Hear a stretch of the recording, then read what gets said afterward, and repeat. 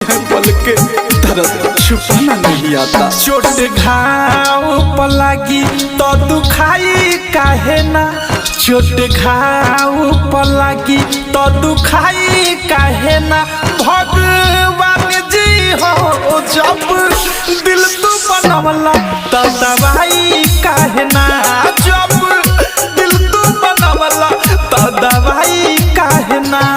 चोट घाव पर लगी तो दुखाई काहे ना। भगवान जी हो जब दिल तू बनवला तो दवाई काहे ना, जब दिल तू बनवला तो दवाई काहे ना।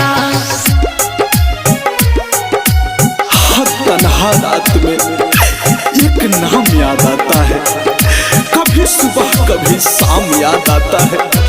जब सोचते हैं कर ले दोबारा